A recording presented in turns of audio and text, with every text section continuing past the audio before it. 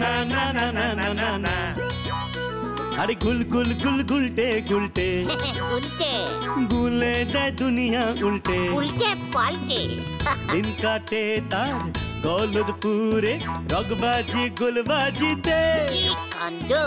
পাঁচু ভেন্ডি ঘটনা চালা তার সঙ্গীত তার কার সাজিতে জ্বালিয়ে খেলে গুলের প্যাঁচে দিনকে করে সেরা গুল গুল গুলটে গুল গুল গুলটে মামা জিন্দাবাদ উল্টে মামা।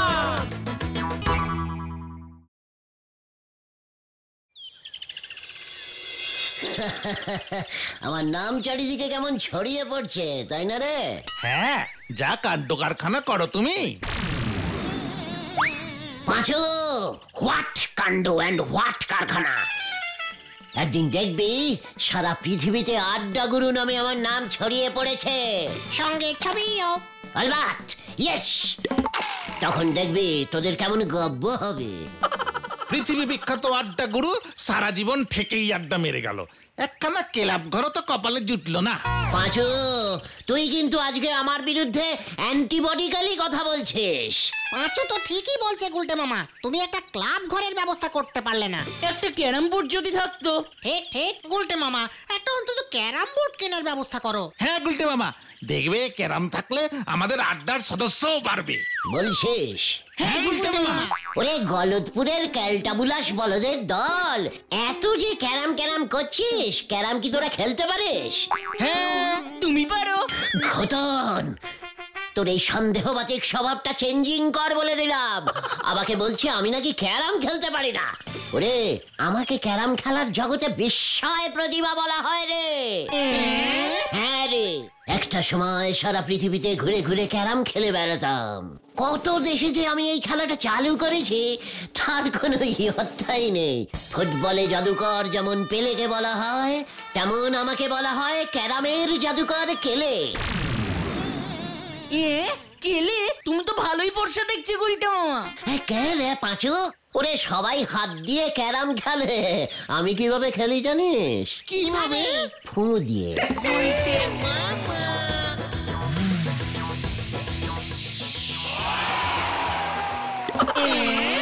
আরে হ্যাঁ রে, স্ট্রাইকারে হাতই দিতাম না, শুধু ফু দিতাম। ক্যারামের 4টে পকেট বাদ দিয়েও আমি আশেপাশে সবার পকেটে গুটি ঢুকিয়ে এক দানেই খেলা শেষ করে দিতাম। গুলটে মামা কি জয়! ও গুলটে মামা, আমাদের একটা ক্যারাম বোর্ড জোগাড় করে দাও না। আরে জোগাড়ের কি আছে, কিনে ফেললেই হলো। টাকা কে দেবে? কেন, গোবিন্দ গুছাইত। ঘন্টা দেবে। হোয়াট ঘন্টা? ভেন্ডি, ঘন্টা তুলে কথা বলবি না বলে দিলাম। চল এক্ষুনি দেখ কিভাবে টাকা আদায় করতে হয়। আবার? ইয়েস, হতাশ হবি না রে পাঁচু, হতাশ হবি না। চলে আয় আমার সঙ্গে। উল্টে মামা।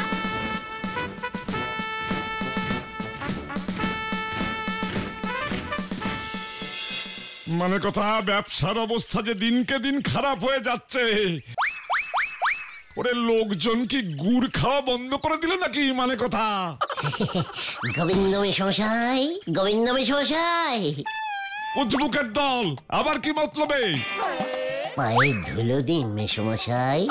ওই, তোদের আসল মতলবটা কি খুলে বল দেখি। ভেরি ধার্মিক মতলব ঝোলা, ইয়ে মানে গোবিন্দ মেশমশাই। হাইলি পবিত্রাধীন পবিত্রাস পবিত্রাসু টাইপের মতলব। ওই, এসব আবার কি বলছিস রে? মানে কথা, ব্যবসার সময় মস্করা? এ মা, এত সিরিয়াসটিক ব্যাপার নিয়ে কেউ মস্করা করে মেশমশাই? ওই, তোদের উদ্দেশ্যটা কি বলবি নাকি মানে কথা হরিবল দারোগাকে ফোন করবো? না মানে মেশমশাই, পাপ হয়ে যাবে আপনার, মহা পাপ হয়ে যাবে। পাপ মানে কথা, তোরা কি করতে চাইছিস বলতো? অশ্বমেধ যজ্ঞ, অশ্বমেধ যজ্ঞ, অশ্বমেধ যজ্ঞ। কি কি করবি মানে কথা তোরা? আগে মেশমশাই, অশ্বমেধ যজ্ঞ, মহাযজ্ঞ। যেভাবে আমাদের গলদপুরে ব্যবসায় সবার লস হচ্ছে, সবার মঙ্গলের জন্য আমি একটা অশ্বমেধ যজ্ঞ করব ভাবছি। আরে কত কষ্ট করে আপনারা ব্যবসা করেন, লস খেলে আমার কষ্ট হয় না বুঝি? তাই আমি এত বড় একটা যজ্ঞের আয়োজন করিতে চলিয়াছি। ও তাই বুঝি, মানে কথা তা অশ্বমেধ যজ্ঞে তুই ঘোড়া কোথায় পাবি? ঘোড়া? ঘোড়া কোথা থেকে? ও ইয়ে মানে মেশমশাই কিনবো। 1000-5 টাকায় একটা মেজো খাটো টাইপের ঘোড়া হয়ে যাবে মেশমশাই। হ্যাঁ, ঘোড়াটা তো বেশি দূর ছুটবে না, আশেপাশের কয়েকটা পাড়া ঘুরিয়ে নিয়েই চলে আসবো।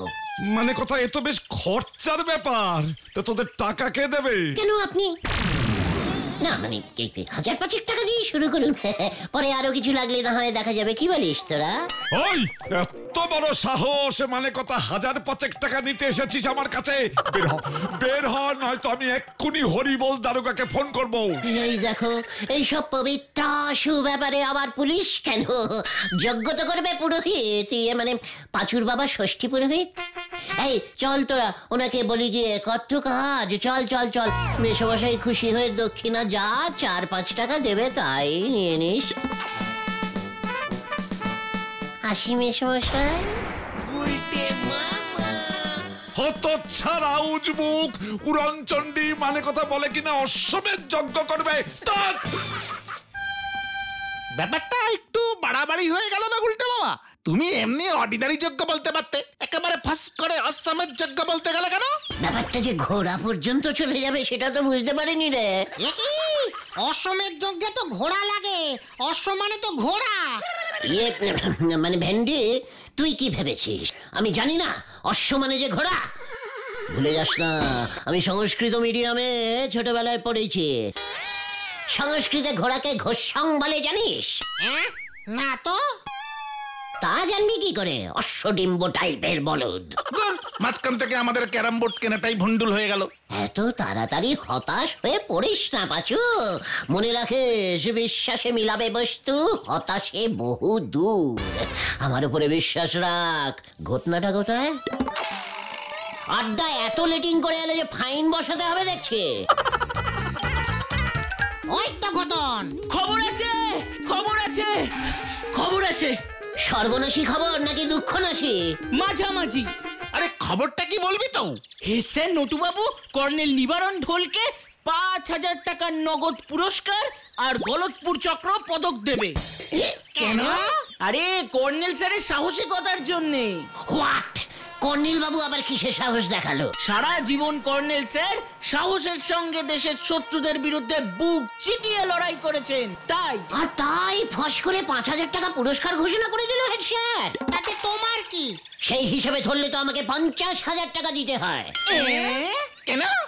ওরে গলতপুরের পচা গোবর পোড়া বলদ পাঁচু, ওই নিবারণ বাবু সেনাবাহিনীর একজন কর্নেল ছিলেন আর আমি ছিলাম সেনাপতি। আমার আন্ডারে এমন 100 কর্নেল যুদ্ধ করতো, বুঝেছিস?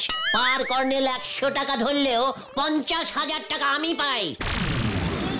আর তোদের অন্তত 50টা ক্যারাম বোর্ড আমি কিনে দিতে পারি। এসব কি বলছো তুমি? তুমি আবার কার সেনাপতি ছিলে গো? কবেই বা ছিলে? সে বহু বহু বছর আগে। আমি তখন দেশে দেশে ঘুরে ক্যারাম খেলা চালু করেছি, বুঝেছিস? এভাবেই আমি একদিন পৌঁছে গেলাম সুদূর বন্ধ পর্বতের পেছনে অবস্থিত একটি ছোট্ট দেশ বুলু গলুস্তানে। জয় গুরু। বুলু গলুস্তানের রাজা ছিলেন নবাব বকবক খাঁ। বকবক খাঁ? হ্যাঁ রে, সেই বকবক খাঁ তো আমার কাছে ক্যারাম খেলা শিখে ভারী খুশ।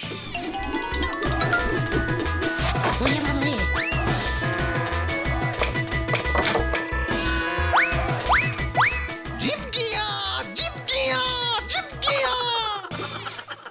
কিন্তু এখানে যুদ্ধ কোথায় গুলটা মামা? ওরে গলতপুরের অধৈর্য বলদ ঘটনা, যুদ্ধ তো এবার লাগবে। তারপরে তো খুশি হয়ে নবাব বকবক খাঁ সারাদিন আমার সঙ্গে ক্যারাম খেলতে লাগলো।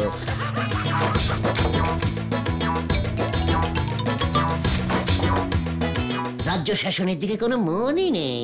নবাবের গিন্নিও রাগ করে বাপের বাড়ি চলে গেলেন। নবাবের ক্যারাম খেলার নেশা তবুও থামে না।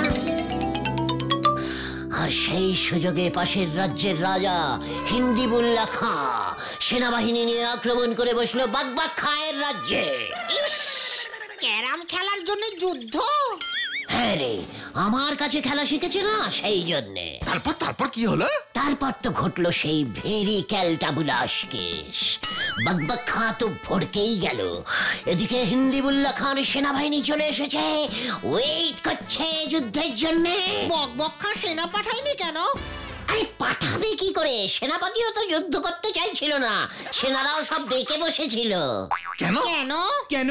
ক্যারামের নেশা ধরে গেছিল তো।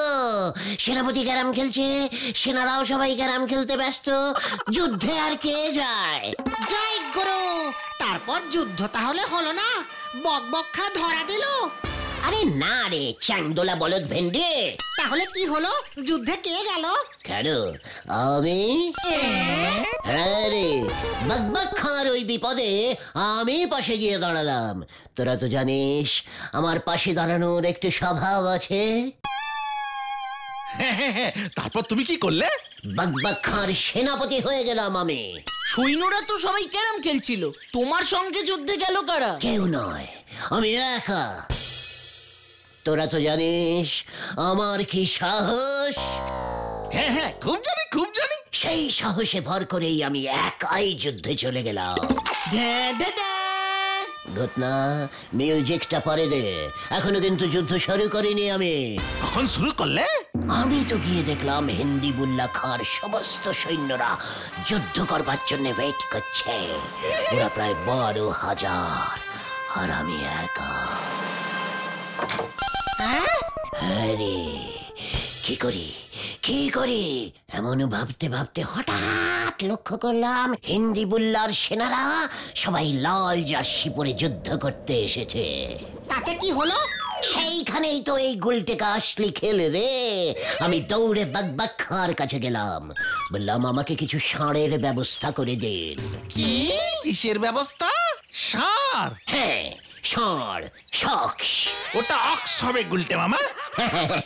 তাড়াহুড়োয় তখন অটা স হয়ে গিয়েছিল। সে যাই হোক, বকবক খাঁ সঙ্গে সঙ্গে ঘোষণা করে দিল রাজ্যে যত ষাঁড় আছে সব কটাকে দেশের সেনাবাহিনীতে যোগ দিতে। সঙ্গে সঙ্গে 1010 ষাঁড় জোগাড় হয়ে গেল। ওই রাজ্যে এতগুলো ষাঁড় ছিল? তাতে তোর কি রে হিংসুটে বলদ ঘটনা? তারপর তারপর কি দিলাম ওই ষাঁড়ের দলকে হিন্দিবুল্লাহ খাঁর সেনাদের বিরুদ্ধে লেলিয়ে। ষাঁড়ের দল ছু! ব্যাস, হিন্দিবুল্লাহর সেনাদের জার্সির লাল রং দেখে ষাঁড়গুলো চেটে গেল, দিল ছুট, ল্যান্ড ভণ্ড অবস্থা। ষাঁড়ের গুতো খেয়ে হিন্দিবুল্লাহর সেনারা তো যে যেদিকে পাচ্ছে দৌড় মারছে। ব্যাস, যুদ্ধে জিতে গেলাম আমরা। আর ওই ষাঁড়গুলো কোথায় গেল? যুদ্ধ শেষ, জিতে গেছি। তোর ওই ষাঁড়গুলোর খোঁজ নেওয়ার এত দরকার কি শুনি ঘটনা? হয়তো যে যার বাড়ি চলে গিয়েছিল। বাবা, এ তো বিরাট ব্যাপার। তাহলে এবার তোরা বল, ওই কর্নেল টোটাল সেনাবাহিনী নিয়ে যুদ্ধ করে 5,000 টাকা পেলে আমি একা যুদ্ধ করে 50,000 টাকা পাবো না কেন? কারে সাহস বেশি হলো তাহলে বল? ঠিক। তাহলে তো এক্ষুনি হেড স্যারকে ঘটনাটা বলা দরকার। ঠিক। তাহলে চলো সবাই। হেড স্যারকে কিন্তু ঘটনাটা তোরাই বলিস। নিজের মুখে নিজের সাহসিকতার কথা বলাটা আমার ঠিক শোভা পায় না, বুঝলি? ঠিক আছে, চলো তো আগে। উল্টে মামা। কি? বকবক্ষার সেনাপতি? মস্করা করার আর জায়গা পাও না। আউট, বেরিয়ে যা বলছি। কি স্যার, খোঁচে গেলেন কেন?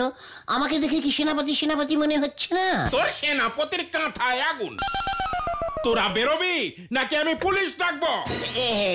কি মুশকিল। না, এর মধ্যে আবার পুলিশ কেন? পুলিশ দিয়ে কি যুদ্ধ হয় নাকি? এত বড় সাহস আমার কাছে এসেছে এইসব উজবুকি গল্প বলতে। এই তো বললেন আমার কত বড় সাহস। স্যার, কর্নেলকে সাহসিকতার পুরস্কারটা দেওয়ার আগে আমার সাহসটার কথাও একবার আপনি ভেবে দেখতে পারতেন স্যার। ঠিক আছে, আমিও দেখবো তোর কত বড় সাহস হয়েছে। এই চল রে তোরা, স্যার ব্যাপারটা দেখবেন বলছেন। ঠিক আছে, চল, স্যারকে একটু ভাবতে দে, আর বিরক্ত করিস না তোরা। ঠিক আছে স্যার, আমরা তাহলে এখন আসছি। এর একটা বিহিত করা দরকার। গলদপুরে যে এই উজবুকটার জন্য আর থাকাই যাচ্ছে না। এই বলহরি দারোগাকে দিয়ে কিচ্ছু হবে না। এবার আমাকে অন্য উপায় বার করতে হবে। হ্যাঁ, অন্য উপায়। হেড স্যার তোমাকে সেনাপতি হিসেবে মানতেই চাইলেন না? ওই কর্নেল নিবারণ ঢোল সব সময় সেনাবাহিনীর ড্রেস পরে থাকে, আর আমি আছি নর্মাল মানুষের ড্রেসে, তাই পাত্তা দিল না তো। ঠিক আছে, হেড স্যার যদি দইয়ের ঘোল হয়, আমিও তাহলে বাঘা বোতল। ওটা বুনো ওল আর বাঘা তেঁতুল হবে গুলটে মামা। সে যাই হোক, তোরা এখন যা তো, বাড়ি যা। বিকেলে নড়ার চায়ের দোকানে দেখা করতে হবে কিন্তু আমাদের সবাইকে, কথাটা যেন মনে থাকে।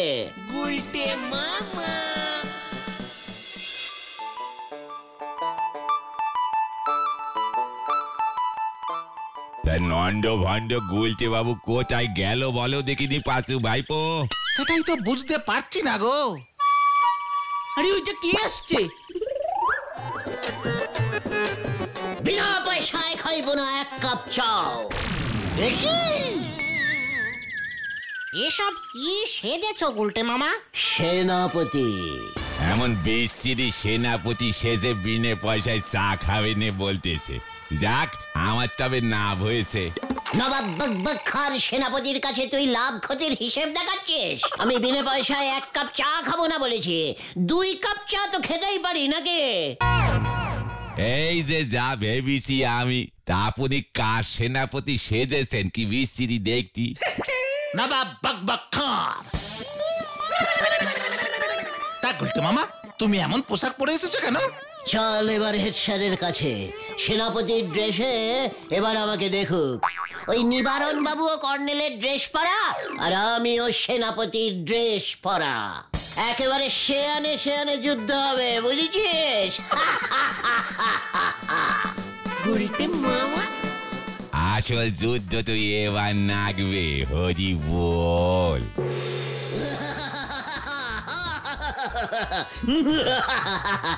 তোর ওই আমি থামাবি নাকি আমি? আমি সাহসী সেনাপতি, ষাঁড় দিয়ে লড়াই করে যুদ্ধ জয় করেছি, ওই পুরস্কার আমি পাইবো। ঠিক আছে, তবে পরীক্ষা হয়ে যাক। কিসের পরীক্ষা? কার সাহস বেশি, তোর না ওই কর্নেল নিবারণ ঢোলে? ঠিক আছে, বলুন কার সঙ্গে যুদ্ধ করিতে হইবে? না না না না, যুদ্ধ টুদ্ধ নয়। ওই ভুবনগোলা গ্রামে যে পুরনো রাজপ্রাসাদটা আছে, সেখানে গিয়ে তোকে আজ রাতটা কাটাতে হবে। তারপর যাবে ওই কর্নেল। আমি দেখব কার সাহস বেশি। রাজপ্রাসাদে রাত কাটানো আমার তো কতদিনের অভ্যাস, আপনি জানেন না। এটা কোনো কাজ হলো? কর্নেল এবার বুঝবে ঠেলা। শুনেছি রাতে ও নাকি ওর পোষা বিড়ালটা ছাড়া শুতেই পারে না। ঠিক আছে, আজ রাতেই সেটা বোঝা যাবে। গুলটে মামা এই নেন গুলটে বাবু, রাজপ্রাসাদে যাওয়ার আগে আমার হাতে শেষ এক কাপ চা খেয়ে যান, পয়সা দিতে লাগবে নে। নড়া, তুই এমন ভড়কামি কথা বললে কিন্তু আমি চা খাবো না বলে দিলাম। এই দেখেন, এই দেখো গো পাশু ভাইপো, আমাদের এই নন্দ ভন্ড গুলটে বাবু এখনই কেমন ভরকে গেছে। নড়া, এই নে তো চাই গেলাস, আমি গেলুম এবার। যাও গুলটে মামা যাও, কাল সকাল সকাল সশরীরে ফিরে এসো কিন্তু। শাশুড়িরে? ইয়ে মানে তুইও কি সন্দেহ করছিস? তাও আমাকে তোরা যেতে দিবি পাঁচু? আটকাবি না? না না, ক্যারাম কিনতে হবে গুলটে মামা, তোমার সাহসের উপরে আমাদের ভরসা আছে। আমার তো আমার উপরে নেই। শুনেছি ওই রাজপ্রাসাদে একবার যে ঢুকিছে, সে বের হবে কিনে সে ভরসাও ঠিকঠাক নেই গো। একি তুমি এখনই ভয় পেয়ে গেলে গুলটে মামা? কভি নেই, কভি নেই। আমি যাই তাহলে। হ্যাঁ যাও যাও যাও। এই গেলাম কিন্তু। কাল সকালে তাহলে দেখা হচ্ছে। কি জানি দেখা হবে কিনে, হরি বল। হরি বাবা, কেন যে সেনাপতি হতে গেলাম? আমি আর ভেতরে ঢুকবো না বাবা, বাড়ি গিয়ে ঘুমিয়ে পড়ি। ভোরবেলায় পাড়ায় গিয়ে বলবো রাজপ্রাসাদের ভেতরে খুব মশা ছিল। এই যাই, এইবার পাড়া। সেনাপতি গুলটে গুঁজি, এই তুমি আবার কে? নবাব বকবক খার খাস প্যাদা, নবাব জি আপনাকে অন্দরে ডাকছে। কি আমাকে অন্দরে মানে ওই প্রাসাদের ভেতরে ডাকছে? না না, আমি যাব না। আমার এখন অনেক দেরি হয়ে গেছে, বুঝেছো? আমাকে এখন বাড়ি যেতে হবে। কাল সকালে এসে দেখা করবো পেয়াদাজি। কভি नहीं, নবাব কা হুকুম তামিল করতেই হবে। চলুন আমার সাথে। কি বকবকা কি সত্যি এখানে থাকে নাকি? আমি গেলাম রে, আমি গেলাম, আমি বাড়ি যাব।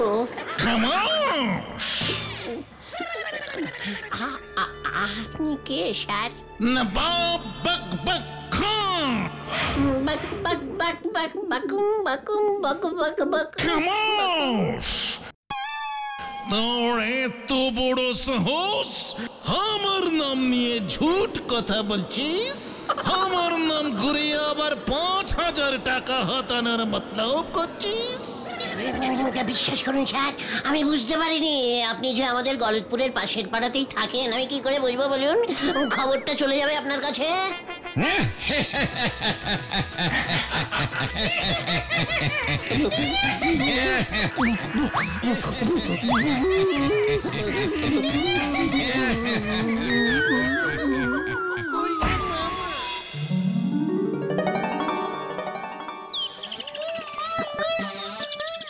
বক বক বক বক বকুম বকুম বকুম বক বক বক বক বকুম বকুম বকুম। ও গুলটে মামা, জ্ঞানে ফেরো, আর ভয় নেই, সকাল হয়ে গেছে। ভূত বক বক ভূত। আরে না না গুলটে মামা, ওসব হেড স্যারের সাজানো নাটক। চাঁদপুরার নাটকের দলকে বরাত দিয়েছিল তোমাকে ভয় দেখানোর জন্য। তোমার গল্পেই হেড স্যার তোমাকে টাইট দিয়েছে। আমি আর সেনাপতি হব না রে ভাই। তাহলে ক্যারাম বোর্ড কিনবো কেমন করে? তুমি ক্যারাম খেলবে না? না রে ভাই যুগন, আমি আর ক্যারাম খেলবো না। তাহলে তুমি কি খেলবে গুলটে মামা? ভাবছি এবার থেকে লুডোই খেলবো। হ্যাঁ রে।